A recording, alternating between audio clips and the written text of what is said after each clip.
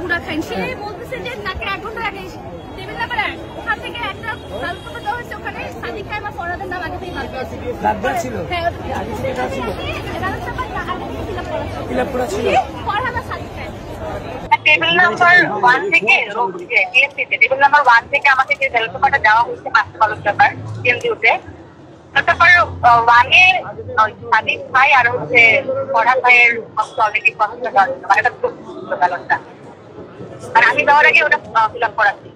আমার বান্ধবী আমি গেছি আর ও ঢুকেছে, তো ও একটা আমার টেবিলে গেছে, ওখান থেকে যে ব্যালট পেপারটা দেওয়া হয়েছে ওটা আগে থেকে ক্রস চিহ্ন দেওয়া ছিল, মানে সভাপতি সহসাধারণ সম্পাদক এই ঘটনাটা ঘটেছে সাদিক কাইম আর ফরহাদের। এই ঘটনাটা ঘটার পর ও যখন এটা দেখছে ও সঙ্গে সঙ্গে আবার 1 নম্বর টেবিলে গিয়ে বলছে এটা আপনি আমাকে কি দিচ্ছেন, তখন তারা সে উল্টা তাকে উল্টা প্রশ্ন করছে এটাকে আপনি তো করতে পারেন, আমি এটা কেন করবো, মানে তারা দেওয়ার কথা নিজেরা অস্বীকার করতেছে, এবং তারা পরবর্তী এটাও বলতেছে মানে তাকে তার বাসা কোথায়, সে কি করে না করে জিজ্ঞেস করে, এবং পরবর্তী কিছু ম্যান এসে বলছে যে দেখো এটা ভুল হয়ে গেছে, এটা আমরা পরবর্তীতে খেয়াল রাখবো, এই জিনিসটা আর হবে না, এটাই হলো বিষয়।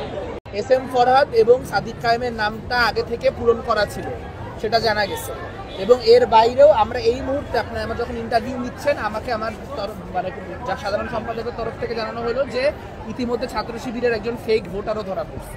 তো এই তাহলে তো এই গোটা মানে এই এলাকায় যত ভোট হয়েছে সব বাতিল হয়ে যাওয়া উচিত, কারণ আমরা আমাদের পোলিং এজেন্ট মারফত আরও কিছু সফট ম্যানিপুলেশনের কাহিনী জানতে পারছি।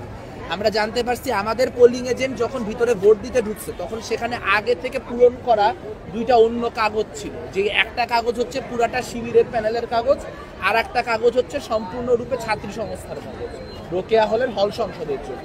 তো এগুলোও তো সফট ম্যানিপুলেশন। মনে করেন আপনি পূরণ করতে ঢুকছেন, আপনি জানেন না আপনি কি পূরণ করবেন, বা আপনার 1-2টা নিয়ে আপত্তি আছে বা আপনার অনিশ্চয়তা আছে, তখন আপনি যখন এটা দেখবেন আপনিও তো সেভাবে পূরণ করে দিবেন।